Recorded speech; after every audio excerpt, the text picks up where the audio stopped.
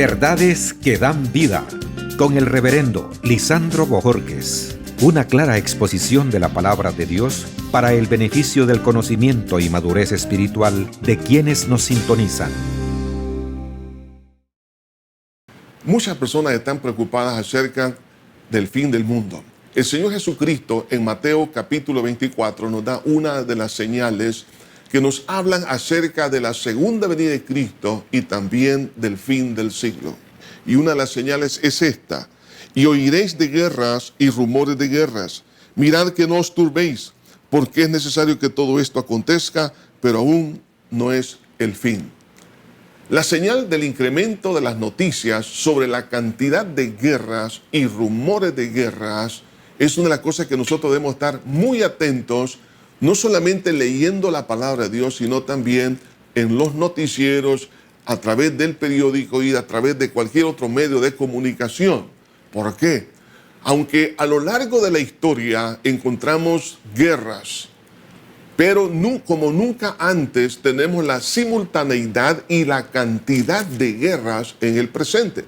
En otras palabras, lo que la Biblia nos está hablando aquí es el nivel estadístico, el incremento estadístico simultáneo de guerras en todo el mundo. Existe una preocupación muy grande en los corazones de los niños, de los jóvenes, acerca de su futuro, acerca también de la misma familia, la preocupación de las naciones.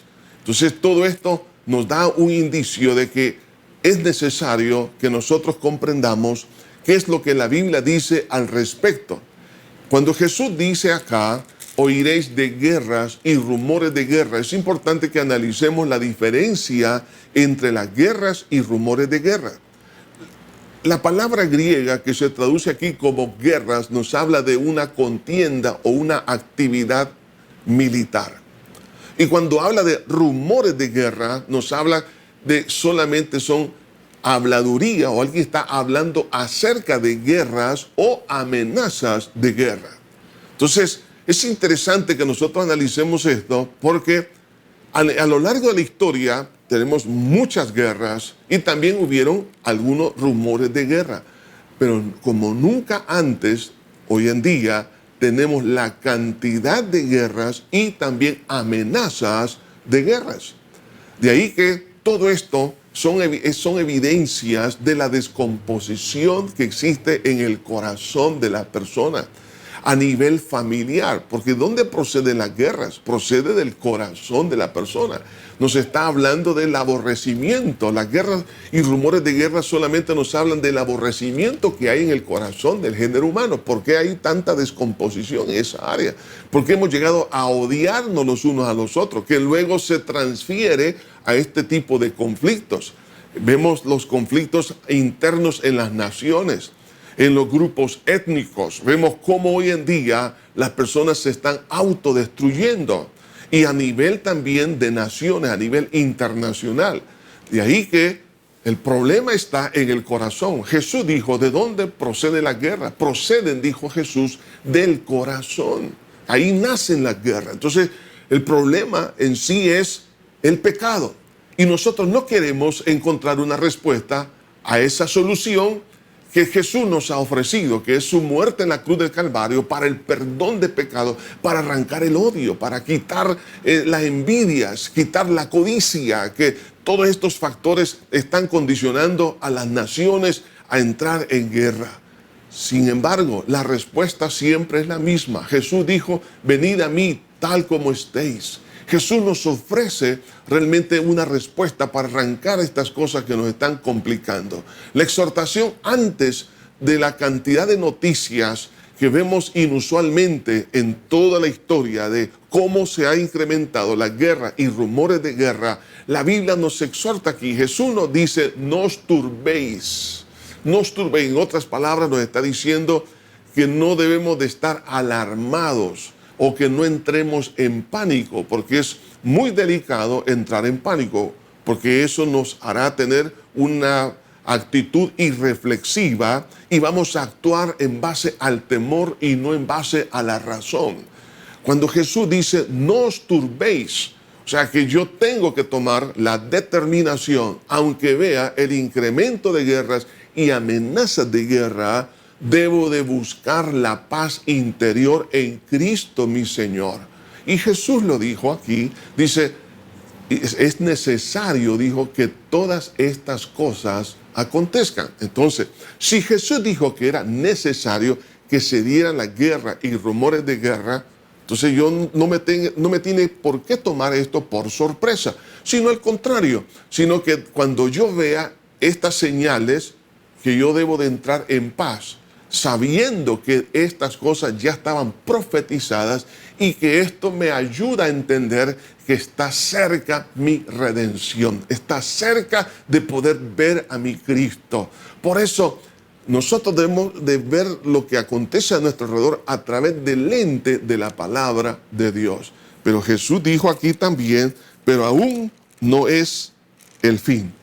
O sea que el hecho de que hayan guerras y rumores de guerra no significa el fin del mundo. El fin del mundo, como la Biblia le llama el fin del siglo, o sea, estamos hablando de aquel momento que va a ocurrir después de 1000 años de paz que Cristo establezca aquí en la tierra. Entonces vendrá lo que se conoce como el fin del siglo. Así que el fin del mundo no se va a dar después de estas guerras y rumores de guerras. Antes de eso, Cristo viene por su iglesia.